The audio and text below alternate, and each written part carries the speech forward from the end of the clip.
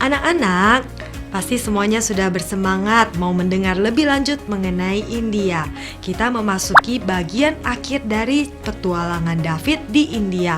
Ia akan menceritakan mengenai pegunungan, gurun, hutan, gunung berapi, dan pulau-pulau di India. Terdapat 3 kosakata baru dalam pelajaran ini. Yang pertama adalah konservatori. Konservatori adalah sebuah ruangan dengan atap dan dinding kaca. Kemudian ada kata kebangsaan yang berarti ras atau orang yang berbeda dari negara yang berbeda, warga negara tertentu. Kemudian ada kata taman anggrek, sebuah tempat di kebun atau di taman yang hanya memiliki bunga anggrek. Sementara mereka masih di India, David dan ayahnya didampingi Bibi Seri ke sungai Yamuna. Mereka melakukan aktivitas mengamati burung dan berkeliling di tepi sungai dengan menyewa sepeda. Setelah itu mereka pergi ke Taman Keanekaragaman Hayati Arafali. Inilah hal-hal yang telah dilihat David dan telah dipelajari pada bagian kedua perjalanan mereka. Kata Bibi Seri, kita mendekati pintu masuk ke Taman Keanekaragaman Hayati Arafali. Tempat ini sebenarnya adalah bagian dari pegunungan Arafali yang membentang melalui Delhi. Wow, ini adalah tempat yang sangat bagus. Bibi Seri, apakah Anda memiliki lebih banyak informasi tentang pegunungan ini? Saya ingin memasukkannya pada penelitianku. Ya, aku hanya tahu beberapa hal. Setahu saya, pegunungan Arafali adalah salah satu yang tertua di India. Umurnya sekitar 1.500 tahun. Bagian dari pegunungan yang membentang di Delhi juga dikenal dengan nama Pegunungan Delhi. Ini seperti paru-paru hijau di kota. David memperhatikan apa yang dikatakan Bibi Serinya. Kemudian mereka masuk ke dalam Taman Keanekaragaman Hayati. Pertama, mereka melewati hutan dari berbagai spesies pohon muda. Kemudian jalan setapak mengarah ke tempat yang penuh dengan pakis.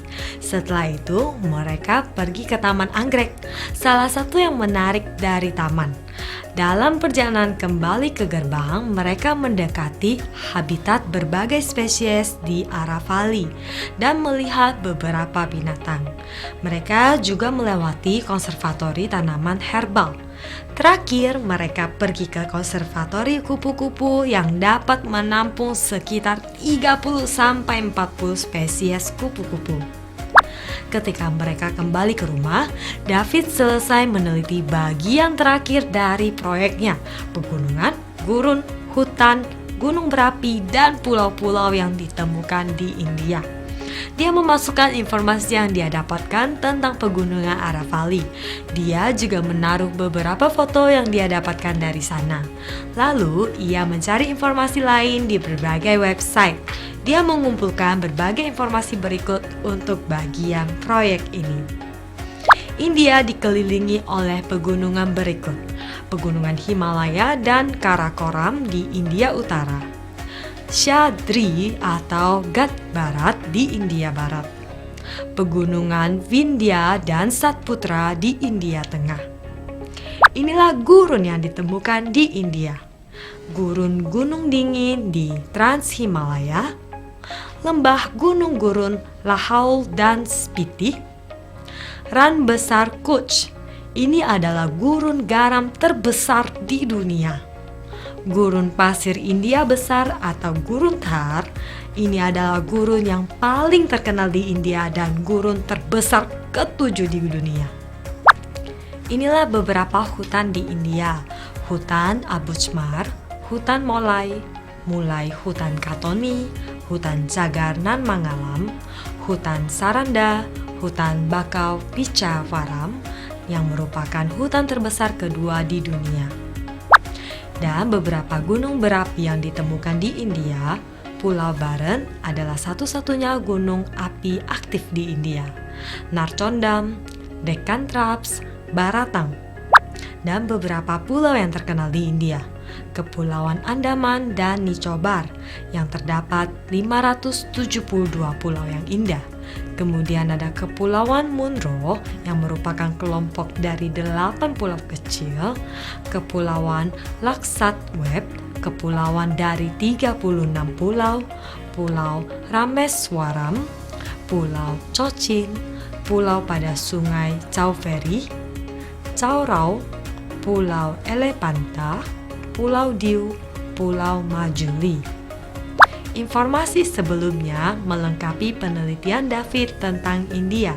Dia memanggil rekan satu timnya untuk memberitahu mereka tentang informasi yang dia dapatkan. Mereka semua bersiap untuk mempresentasikannya di kelas. Sekali lagi, kelas telah melakukan pekerjaan dengan baik dalam semua presentasi kalian tentang negara-negara Asia. Kalian telah membuat gurumu bahagia.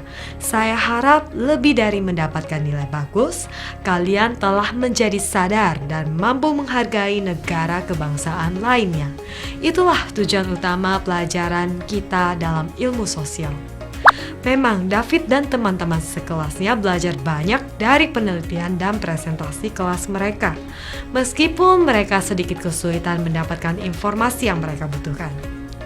Bagi David secara pribadi, kegiatan tersebut menginspirasinya untuk bermimpi dan menjelajahi dunia dan belajar tentang berbagai negara baik diminta guru maupun tidak. Dia berharap agar dia memiliki banyak kesempatan untuk pergi ke tempat lain sekalipun sebagai siswa.